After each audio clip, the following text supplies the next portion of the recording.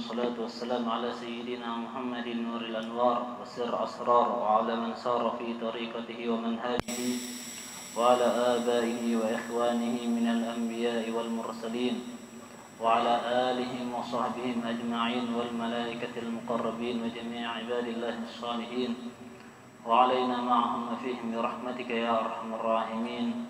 رب اشرح لي صدري ويسر لي أمري واحلل عقدة من لساني يفقهوا قولي ولا حول ولا قوة إلا بالله العلي العظيم. أما بعد.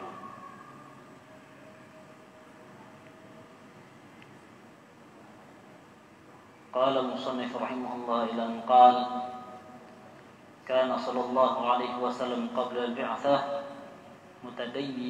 متدينا متعبدا إلى أن قال: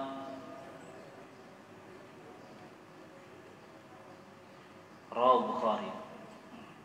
Alhamdulillah, syukur kita kepada Allah Subhanahu wa taala yang mana Allah Subhanahu wa taala masih memberikan kita kesehatan badan, masih memberikan kita hidayah dan taufik serta inayahnya, sehingga Allah Subhanahu wa taala masih meridai kita untuk duduk, untuk hadir, untuk berkumpul dalam perkumpulan yang mulia ini di rumah Allah Subhanahu wa taala. Mudah-mudahan berkat kita hadir dalam majelis ini, berkat kita berkumpul dalam majelis ini, berkat kita duduk dalam majelis ini, Allah Subhanahu wa taala ampuni dosa kita, ampuni dosa kedua orang tua kita, dan mudah-mudahan segala urusan kita ditunaikan oleh Allah Subhanahu wa taala, dan mudah-mudahan segala urusan kita dimudahkan oleh Allah Subhanahu wa taala, dan mudah-mudahan berkat kita berkumpul di dalam majelis ini, Allah Subhanahu wa taala kumpulkan pula kita sebagaimana kita berkumpul bersama Rasulullah sallallahu alaihi wasallam di surga Allah Subhanahu wa taala. Amin Allahumma amin.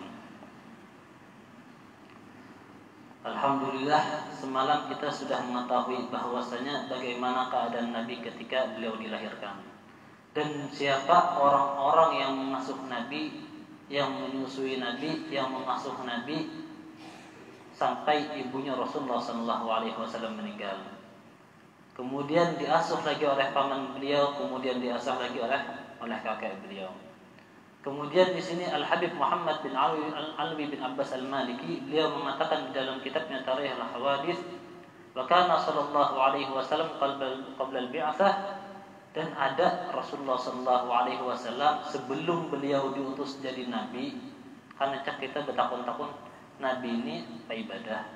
Nabi ini sebelum diutus shadiqul amin, dapat dipercaya dan jujur orangnya. Cuman kayak apa gerang gawean Nabi itu sebelum diutus jadi Nabi? Waktu umur Sidin 20 tahun, kayak apa gawean Sidin? Waktu umur Sidin 25 tahun, kayak apa gawean Sidin? Sedangkan kita tahu bahwasanya Nabi itu diutus waktu Sidin umur 40 tahun. Nah, sebelum Sidin jadi Nabi itu apa gawean Sidin? Di sini Al-Habib Muhammad beliau mengatakan bahwasanya Nabi itu orangnya ahli agama. Maksudnya ahli agama ini, padahal kita rancak mendengar zaman Nabi ini zaman jahiliyah, ya kata jahil bahasa kita nih, bahasa Arab jahil bahasa kitanya bodoh, zaman kebodohan. Cuman bukan berarti ketika zaman jahiliyah tuh dipukul rata seberataan bodoh, ada. Cuman kebanyakan bodoh seberataan. Nah, cuman Nabi waktu itu tuh Sidin masih berpegang teguh dengan akidah yang dibawa oleh ayah beliau, yang dibawa oleh kakek beliau, yang dibawa oleh kakek beliau sampai Nabi Ibrahim alaihissalam, yaitu akidah tauhid, mengesahkan Allah Subhanahu wa taala. Jadi abahnya Nabi ahli tauhid. Kada ada yang nyembah berhala. Kainnya Nabi ahli tauhid, kada ada yang nyembah berhala. Nabi pun itu muta'abbidan dan beliau ahli ibadah. Sedangkan kita tahu bahwasanya sembahyang itu waktu Isra Mi'raj, puasa itu sekitar tahun kedua atau tahun ketiga disyariatkannya, zakat sama juga. Ibadah Nabi apa kan ya? Ibadah Nabi ini. Jar Imam Ibnu Hajar beliau mengatakan bahwasanya ibadah Nabi Sidin banyak berzikir. Banyak berzikir. Berzikir Sidin terus. Dan Sidin juga banyak berpikir masalah keadaan umat nih, keadaan zaman pada waktu itu. Kenapa? Karena orang yang mempunyai pikiran betul, pikiran bersih, maka bakal berpikir, kenapa gawian bebuhan Quraisy, kenapa gawian bebuhannya waktu zaman ini kada ada yang bujurnya. Cuman amun orang biasa yang biasa mengalaminya kayak itu biasa aja. Contoh misalkan orang tawaf di Ka'bah. Wah, ini amun orang tawaf pakai baju ihramnya ada. Amun bahari ada telanjang bulat. Itu sebelum diutus Nabi telanjang bulat tawaf. Cuman kayak Sayyidina Khadijah, orang-orang yang terpandang, buannya kada hakun tawaf pakai yang kada pakai baju. Nabi pun kayak itu. Keluarga Nabi pun kayak itu. Cuman kebanyakan orang waktu zaman jahiliyah datang ke kota Mekah, tawaf lepas baju beratan. Awan bahasanya telanjang bulat. Itu saking jahilnya. Sampai-sampai dinamakan jahiliyah, patungnya disembah. Padahal inya yang menciptakan, inya juga yang mengurusi. Inya yang menciptakan, inya juga yang menyembah. Padahal yang harusnya menyembah itu patungnya, menyembah orangnya. Karena inya yang menciptakan. Ini kada yang mengolah menyembah. Itu saking jahilnya. Akan tetapi waktu itu Nabi itu pada seperti itu. Sidin itu orangnya ahli ibadah. Yabghadul asnam wa yakrahul haram, dan beliau membenci, beliau tidak suka dengan berhala-berhala, patung-patung. Wa yakrahul haram, dan beliau membenci perkara yang diharamkan. Yang sebelum Islam datang itu diperbolehkan. Contoh misalkan kayak mabuk-mabukan, itu boleh. Bahkan waktu zaman-zaman Nabi sebelum Nabi Muhammad diperbolehkan. Cuman Nabi sudah kada suka dulu. Kada suka sidin. Sesuatu yang diharamkan di dalam Islam beliau sudah kada menyukai ketika sebelum Islam diutus. Wa kana yashghulu bi'al ghanam, dan beliau sibuk, atau bahasanya tuh sidin tuh mengambil upah pada waktu halus, waktu umur 6 tahun di dalam riwayat sibuk mengembala kambing. Dan bahkan dikatakan di dalam hadis yang diriwayatkan oleh Imam Bukhari, ma ba'atsallahu nabiyyan illa ra'il ghanam, tidaklah diutus seorang nabi kecuali inya pasti pernah mengembala kambing. Jadi cuman lah jangan sampai juga kita pikir, wah aku ini dulu waktu halus pernah mengembala kambing, bisa aku ini nabi. Jangan juga kayak itu. Jangan juga. Cuman di sini maksudnya tidaklah nabi diutus kecuali inya pernah mengembala kambing. Fakila, maka sahabat bertanya, wa anta piyantang nabi aja mengembala kambing kada? Qala na'am, jar Nabi, aku mau ngembala juga. Nah, di sini ulama berpendapat mengatakan apa hikmahnya bahwasanya setiap nabi tidaklah diutus kecuali nya pernah mengembala kambing. Amun orang nih pernah mengembala kambing, nya tahu kambing itu ya, Pak. Paham? Disuruh ke kiri, ke kanan. Disuruh ke kanan, ke kiri. Disuruh maju, mundur. Suruh mundur, maju. Lain dari yang lain, dalam artian kada kau diurus. Nah, jar ulama, apa tujuannya seorang nabi harus mengembala kambing? Untuk melatih kesabarannya. Jadi kita nih, namun bisa anak ajarinya, misalkan mengembala kambing karena sunnah hukumnya. Anak disuruh mengembala kambing, sunnah hukumnya. Tujuannya apa? Untuk melatih kesabarannya. Dan Nabi waktu itu sudah mengembala kambing. Makanya Nabi bisa menghadapi umat yang banyak. Umatnya macam-macam. Jarabah guru, mengurus bini sebuting yang ngalih, apalagi 4, bujur ada. Mengurus satu umat dia ngalih, apalagi banyak. Jarabah guru nih. Nah, itu juga amun kita melatih sabar, sebagaimana Nabi mengembala kambing untuk melatih kesabaran beliau, yaitu dengan beliau memelihara kambing tadi atau mengembala kambing tadi bisa mengetahui ketika dia mempunyai umat atau golongan atau punya anak buah, gawiannya kada baik, kayak apa menghadapinya. Gawiannya kada sesuai dengan pendapat Nabi, kayak apa gawiannya. Pasti ada jawabannya. Kenapa? Karena sudah berpengalaman. Wa kana yashtaghilu bitijarah, dan ada Rasulullah SAW sebelum diutus menjadi nabi, beliau diisi gawian juga, yaitu berdagang. Jadi berdagang itu sunnah hukumnya. Cuman yang paling afdal, ada tingkatnya masalah dagang nih. Yang paling afdal itu cocok tanam. buhuma itu paling afdol tuh. Amun kada kau buhuma berdagang. Nah, amun kawa dua tadi berdagang, jangan sampai empat orang. Cuman amun kada kawa lagi kecuali 4 orang, bagaimana hitungannya? Soalnya Nabi dulu pun waktu mengembala kambing pun 4 orang juga sedang mengembalakan kambing punya tubuhan orang Mekah. Dan diupah Nabi pada waktu itu. Kada mengembala kayak itu dan bahkan sedin diupah. Qad kana Sa'id bin Abi Sa'id yusyarikuhu sallallahu alaihi wasallam fi tijarati hatta innahu qala lahu yaumal fathi marhaban bi akhi wa syariki. Dan bahkan Rasulullah itu bisi kawan. Amun bahasanya tuh orang berdagang bisi duit misalkan 5 juta, kawan bisi duit 5 juta, berkumpulan berdagang satu perdagangan. Amun di dalam bahasa Arabnya tuh syarikah nih.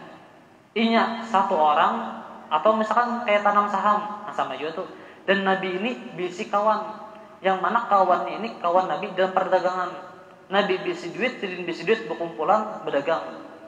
Dan namanya Sa'ib bin Abi Sa'ib, yang mana Rasulullah SAW kawan Rasulullah ketika berdagang. Dan bahkan ketika Fathul Mekah, ketika Mekah ditaklukkan, Rasulullah ketika bertamu lawan Sa'ib tadi itu, kawan Nabi tadi itu, marhaban bi akhihi wa syariki.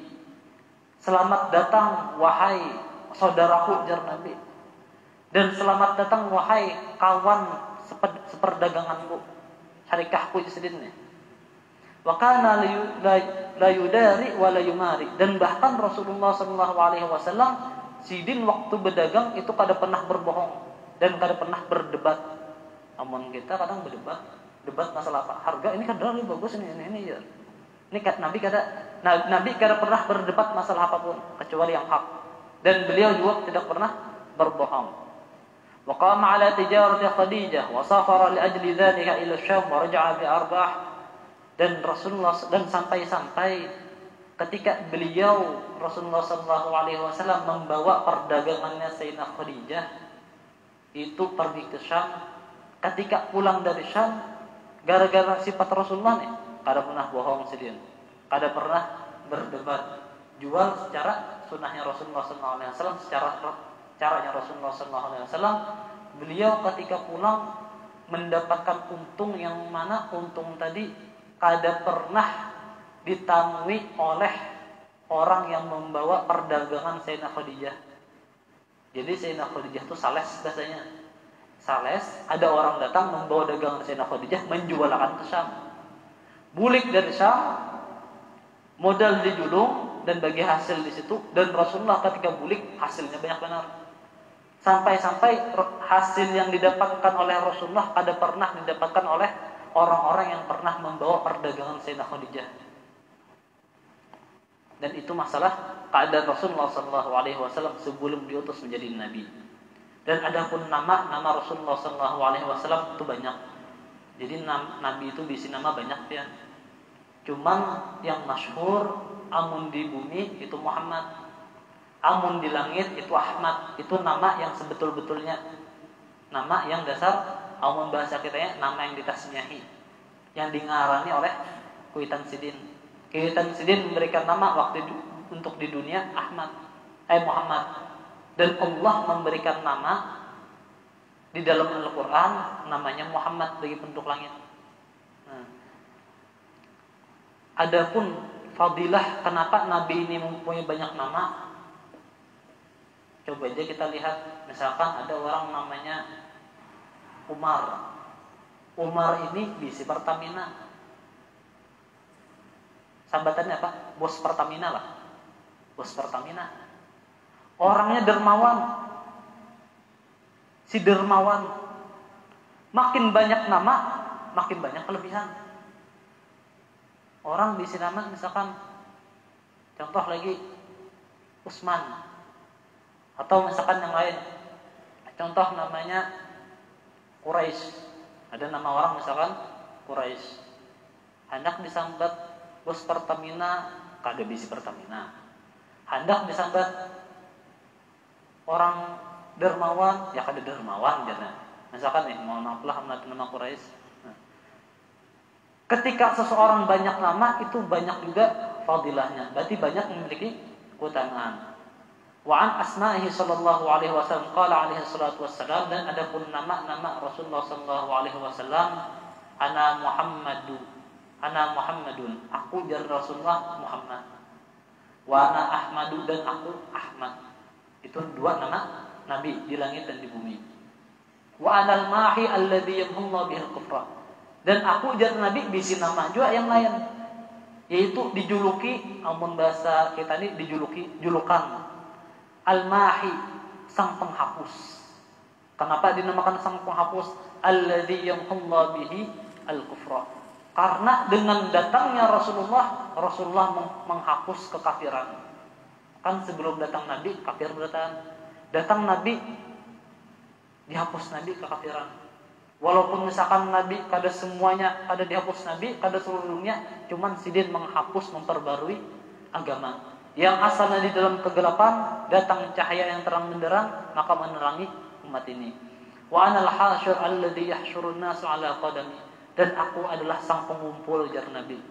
Hasyir. Jadi mahi hasyir nama Nabi. Apa itu al-hasyir? Alladhi yahsyurun nasu ala qadami.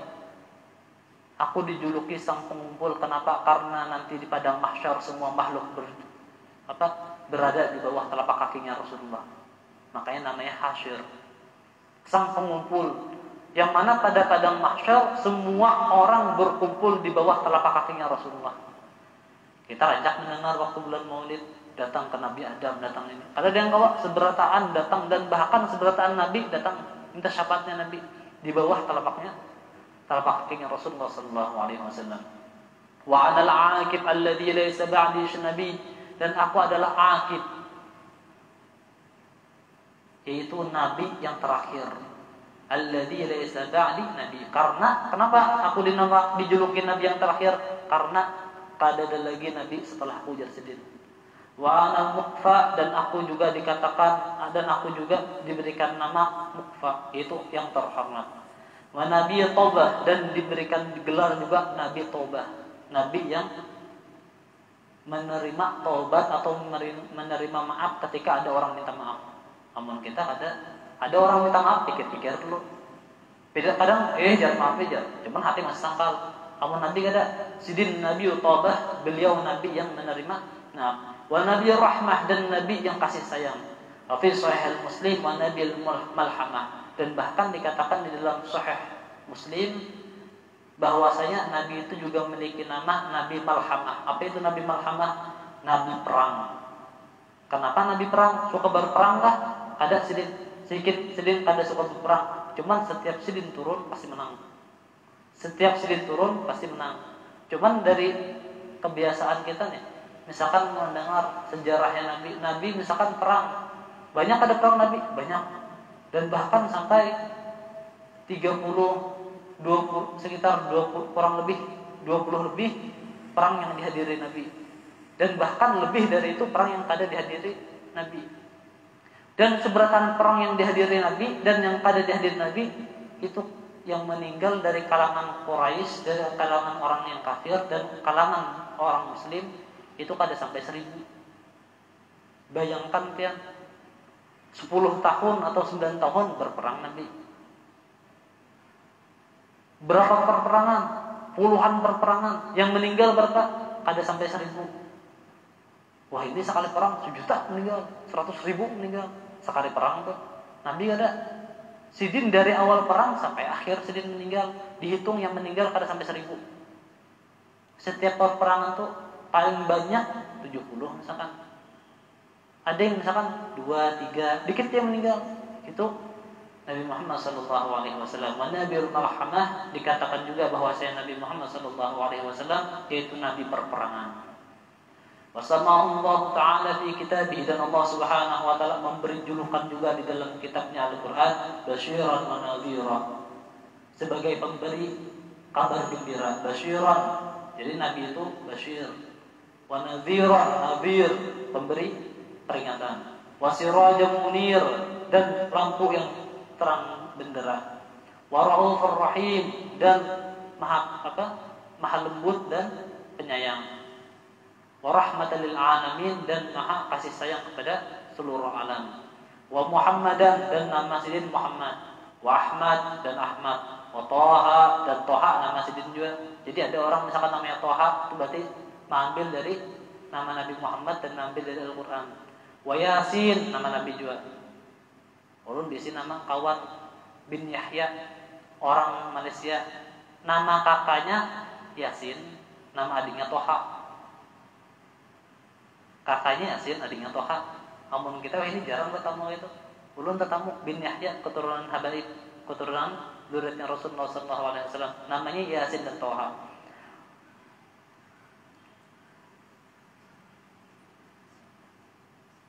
Wal Mudaththir, dan Mudaththir. Wa Abdullah, dan nama Nabi Abdullah juga. Sebagaimana dikatakan di dalam Al-Quran, wa annahu lamma qama Abdullah. Situ Allah Subhanahu wa taala menjuluki Nabi dengan Abdullah. Wasam wa nadhiran, dan sang pemberi peringatan, sebagaimana firman Allah Subhanahu wa taala, inni ana nadhirun mubin. Katakanlah bahwasanya aku pemberi peringatan yang nyata.